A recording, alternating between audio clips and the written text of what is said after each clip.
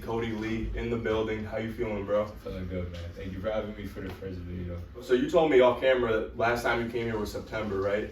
Yeah, the last time I came here was in September. I was here for Fashion Week, but also had an album release party same week, so everything lined up. But it was fun. It was fun. Yeah, that's crazy. I feel like September is like the best time of the year anywhere, but especially in New York, just because you got so much going on. Got Fashion Week, a bunch of festivals like San Gennaro, people going back to school. It's just a good time. Definitely, I had hella fun. That was my first time meeting Edgar too, one of my close boys. So, like, just it was an insane month for me because that's like one of the first albums too that I felt like I stepped outside of my boundaries. Like I actually like tried to like do some shit that I may or may not have been able to do. So. Yeah, I feel you. What was meeting Midwxst like? Not as I expected, but in the best way possible. Like he was like a super genuine person, coolest guy. Like I didn't know like that like the online energy that we had with each other, like we're reciprocating in real life, but it was almost more intense. Like he was a great person, bro. Yeah, he seems dope. Super down to earth. I actually, the first time I met him was right around the same time as you. He was with Skywater. They had like a concert for NYU. Sky was playing at. Just caught them on the street. They're both great energy for sure. That's fine. Yeah, I met Edgar through Sky. We were at the Subi event, the for year 23, and Sky was performing that night, and then Edgar was supposed to pull through the watch. I met Edgar, Alden, Zuko, some really cool people that night. It was fire. Yeah, that's fire, bro. So, were you in the game yesterday, the HPD Daily Basketball Game tournament? Sadly, I was. You sadly? No, it was fun. It was fun. I enjoyed it. I played yesterday. Yeah, how'd your team do? What about you? You were getting buckets, or how's your performance looking like? I dropped 50, but they ran the game back because like they didn't turn on the live stream. So once they turned the live stream on, it was like I was kind of like being chill because I was already tired of stuff. So I didn't score yesterday. My boy Remy did though. He got a bucket, he went crazy. But we lost the second game, but like in the first game, like the one that was off camera, bro, we blew them out. But they're not gonna tell y'all about that one. Yeah. So let me get it straight. So you dropped 50, but the cameras wasn't on. So they ran the whole game back, and then you were just chilling. Yeah. They're gonna try to act like I'm fight for this one, but if you was there, you know, bro. Like if you was there, you seen it. Yeah. I feel you, bro. Did you play ball growing up? I actually did. Like. On like a serious note, it used to be like basketball and music for me. Then I ran into a little incident, so I like just stuck with the music. But I did used to actually play ball. I feel you, bro. What other types of shit were you into growing up? Like whether it be sports or just like the shit you were watching, things you were doing with friends. I was a big cartoon guy.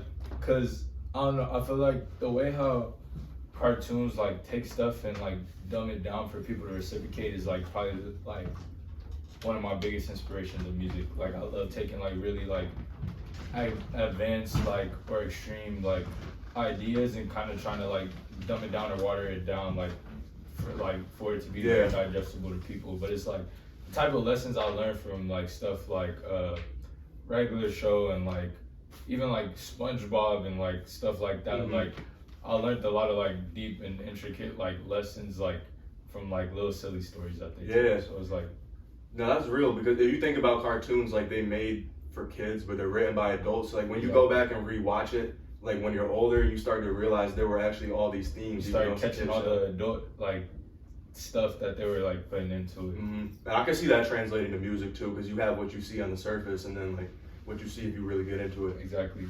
It's like I just feel like it's a very underrated like piece of art, because like cartoons are definitely cinema, bro. I'm not even going to debate with somebody on that. Like it's a lot put into it. Like even from like when it started, like bro, like just having to draw out each picture and like it like going frame by frame, like of really designing it. Like a cartoon has always been about like detail, like in the story or in the design or anything like that. Like I think it's really cool how people can like make a full like series or film or anything like just strictly off their imagination, but also it be something that like you can watch and like interpret. Yeah, facts. So growing up, you had cartoons on a lot in the house. What about music? Like it's Sunday afternoon in the crib, what are you hearing through the speakers? When I was young, my my dad used to play like old hip hop stuff, like I can't even think, but like anybody out the West Coast, my dad was bumping them, and his own music, and that's kind of like what got me inspired to start doing it myself. Like just hearing his music and hearing him freestyle and stuff, I used to think like it was so cool, but like I always knew like, okay, I could do this better than him. Like my dad was hard. Wait. My dad is tough, but I was like, okay, I'm gonna be tougher. Like that's always my mission. Like I'm gonna be crazy with it. Yeah, no, that's fire. I mean, every parent wants their kids to surpass them in a way. That's cool that your dad made music as well. So like, what made you decide to actually go in the booth and start making a first track? Like, is it true that you were recording with Young Chris from the rip, like right when you started? Not when I started, but when he started. We used to like. That's crazy. You know what you're talking about. So we used to like online in an online way, like a really new gen way. Like he would send stuff, I would send stuff, and like it was cool. And actually, me and Chris like we got cool through TikTok because we used to make similar music, but like kind of without knowing each other from the time. Like we were both influenced by like the X, Ugly God, trendy wave and stuff like that. So like we sounded similar, so everybody was comparing us to each other. But we both messed with each other's music. Like we knew like we wasn't buying each other because we didn't know of each other. So it was like we got cool off of that. And yes, but when I first started, it was like I've been rapping almost my whole life. But like when I first actually started recording was because my boy Omar kind of like told me like I should. Like I used to like just play around with it. Like I was always writing, I was always freestyling and stuff like that. But he told me like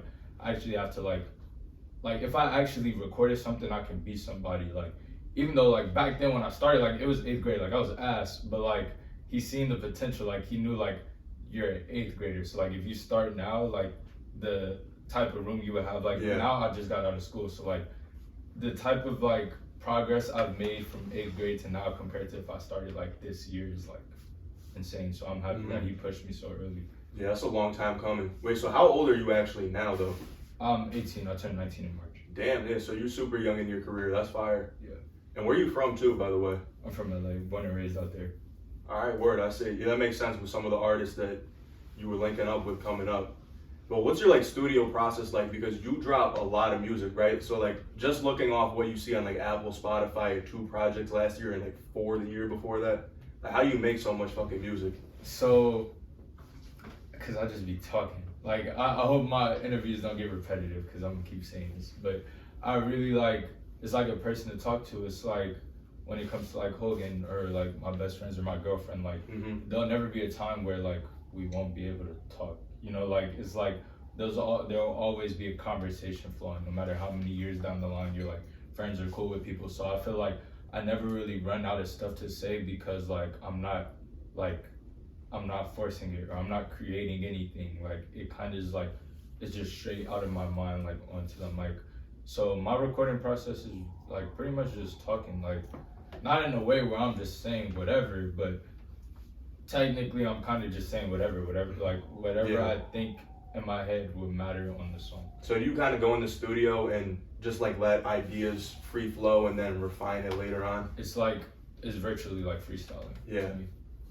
Yeah, that's cool. What about like, do you feel like your best ideas come out like when you're really like comfortable and like happy up in life, or like on the opposite when you're struggling? Because like for me, I feel like when I got my shit in order, like that's when I'm like creative to like and just have my mind clear to do my best work. But also like you could turn pain into expression too.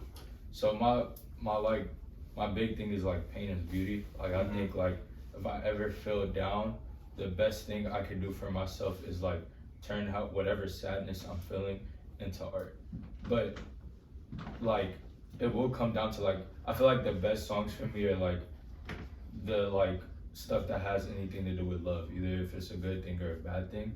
But like what like I'm hearing the most is like that people really like Pretty Good What About You, and that whole album was literally like from the direction of me like wanting to make a project just based off of like all the good feelings in my life, like trying to express like happiness and like whatever way I can, like make people feel happy from hearing the music by putting my own feeling into it.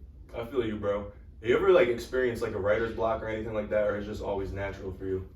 I don't feel like I experience writer's block, but I feel like I like sometimes I get like I overthink it. Mm-hmm. Like I'll be making so much stuff to the point where like my quantity like gets higher than my quality, so I take like time away to like really like make sure what I'm making is like of substance, Yeah. instead of just like saying whatever. Like there's never a time where I can't make a song, but not every song I'm making is like great. Or like I want to be making music to the point where like I can put out everything. I don't want to be just making bullshit or like filler songs and stuff. Yeah, like that. I feel you. I feel like when me too, like if I ever am having trouble with ideas coming out too, you just need to experience and go outside and live more. Exactly. So, or like go back to the things that inspired you, like you were talking about cartoons and stuff growing up, the things that brought you joy as a kid, like Re-educate yourself. exactly, yeah, consume some stuff or just like maybe even switch the medium, like create something else like that's not music or like for me that's not content.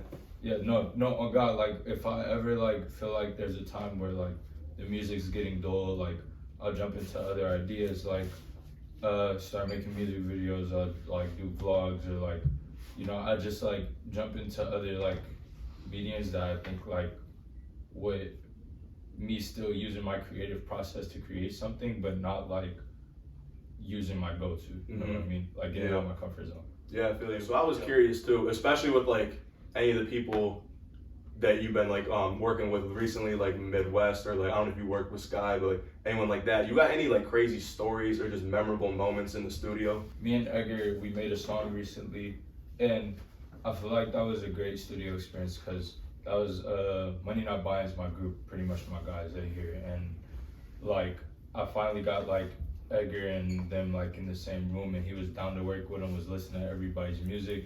If he was fucking with it, he was reposting it. If there was something he wasn't liking, he was giving creative criticism, like he was being like real genuine.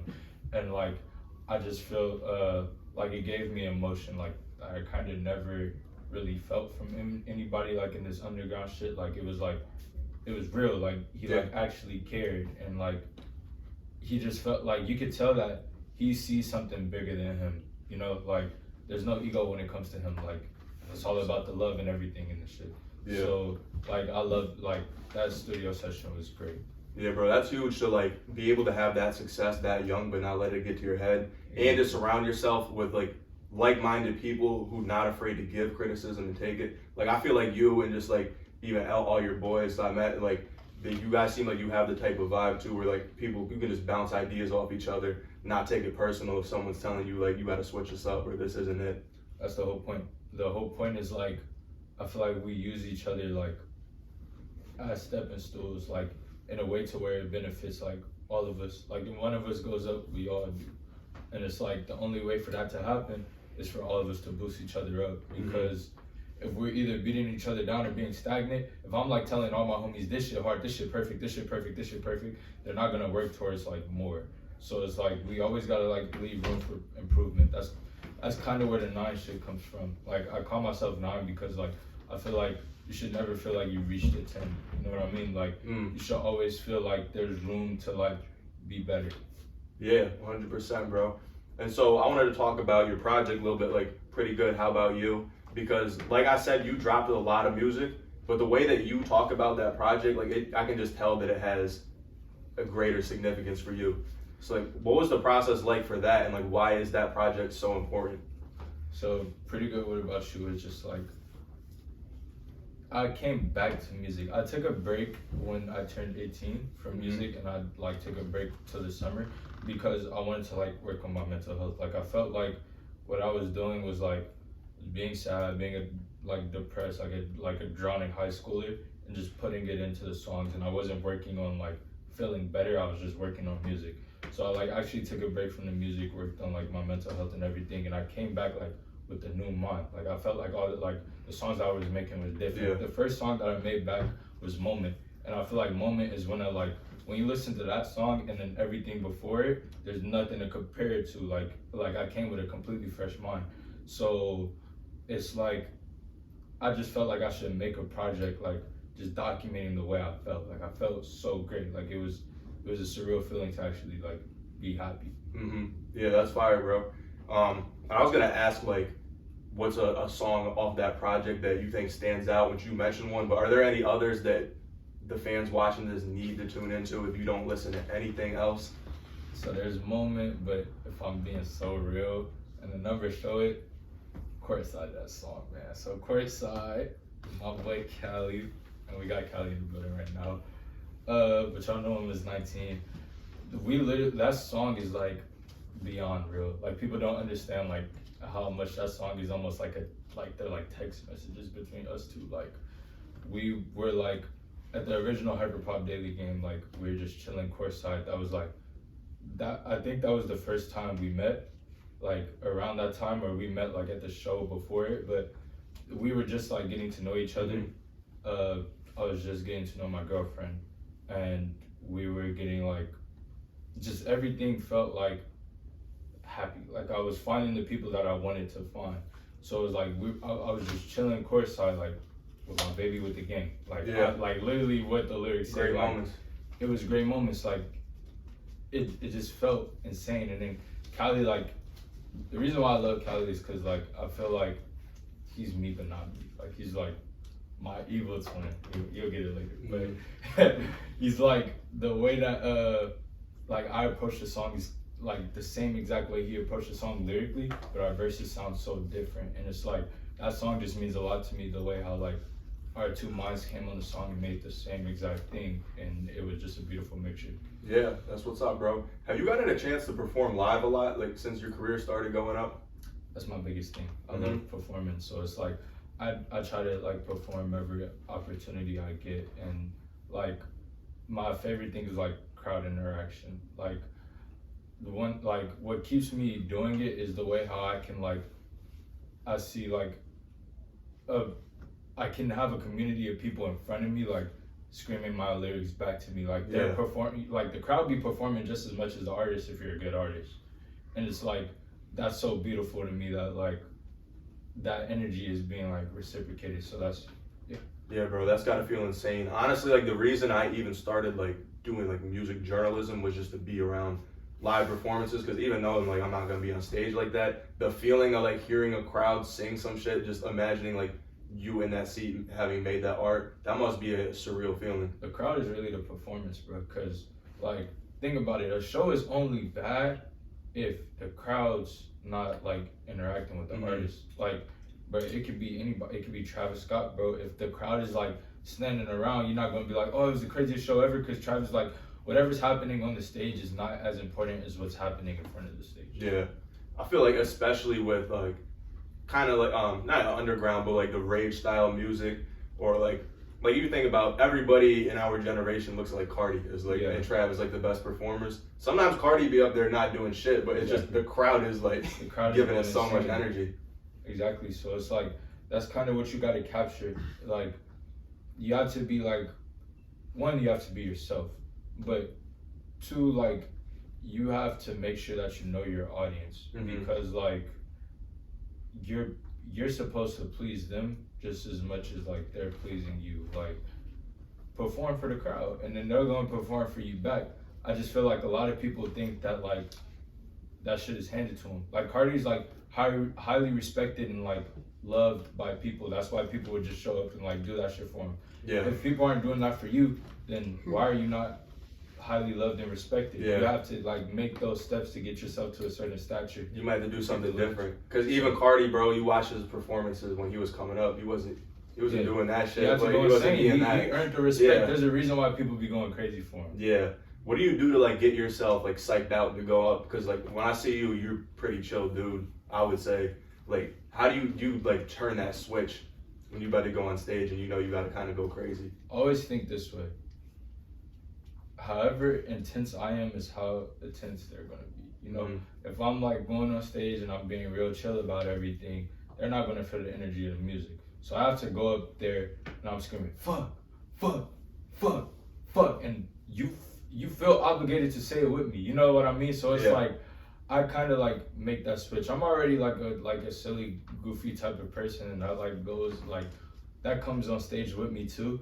But I feel like it's a switch that you have to flip no matter what, because like your intensity like feeds the crowd, and then the crowd's intensity feeds you. So you just have to keep that reciprocating. So yeah. Do you have any shows in particular that stand out? Like the crowd went super crazy, or you were just feeling good with your performance?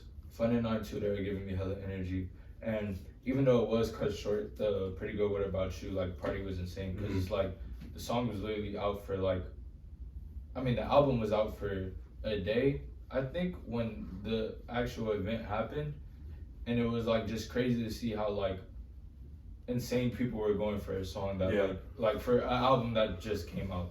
So yeah, it was a great feeling, like just and especially like the scene, like being in New York was different. Like I never did a show over here, so being able to do a show like on the other side of the country, and I got people saying the lyrics back to me and the songs just came out where like it was surreal. Yeah, that's wild. What was the venue for that, for the release party, if you remember?